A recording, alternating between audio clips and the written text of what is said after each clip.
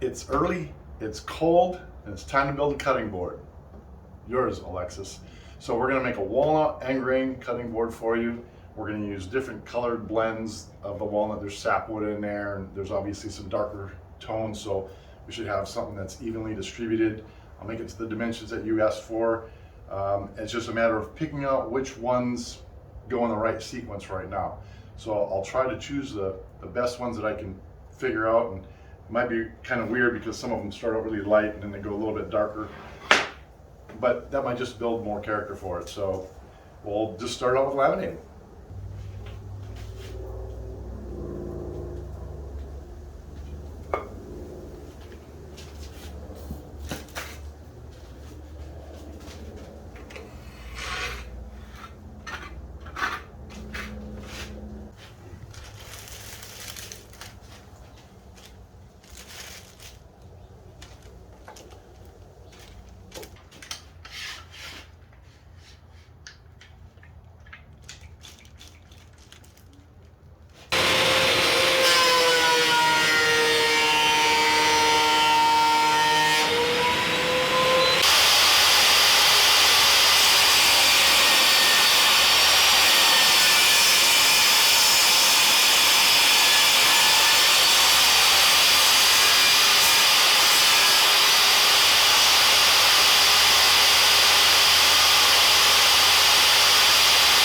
All right, we got those cut into individual strips.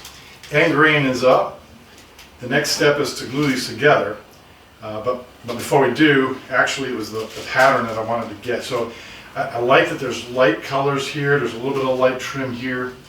I thought about going ahead and orienting them so that a darker side might be here, and you get lighter, darker, light, dark, light, etc. But I really actually like this pattern. I hope you do too. We'll find out. If not, I'll make you another one. But anyway, let's get on to the gluing of this. Actually, before we get on to the gluing, I did want to show you that. That's just wow. I love how that looks. So we'll glue these up. It should hold the pattern beautifully. And then we get on to the fun part, all the sanding. All right?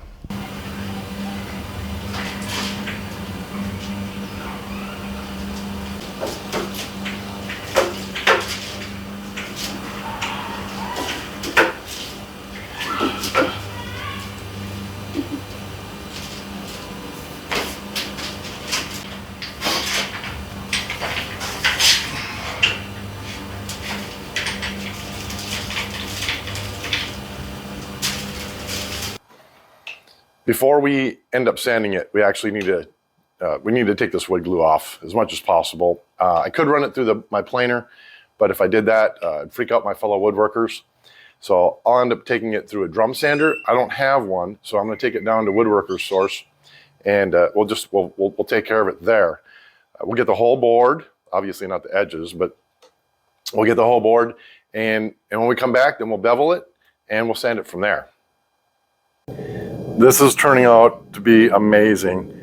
This is just coming back from being sanded. It's nice and flat, incredible pattern. Absolutely love that pattern. That's highly figured walnut for you. That's what that'll do.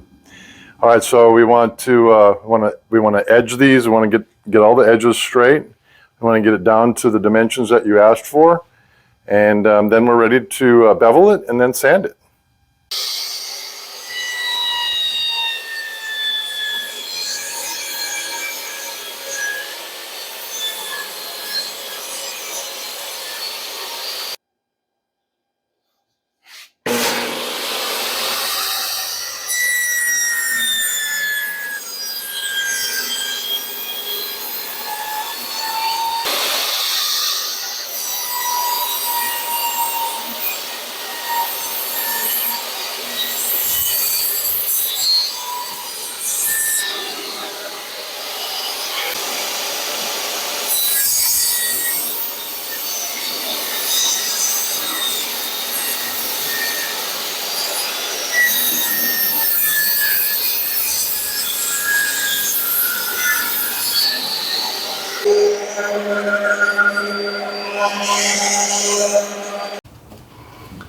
we've went ahead and put the mineral oil on. It's got a good bath.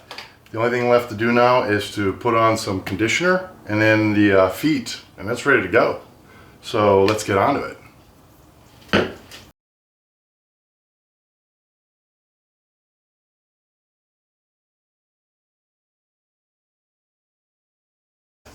This turned out absolutely gorgeous. I just love this pattern.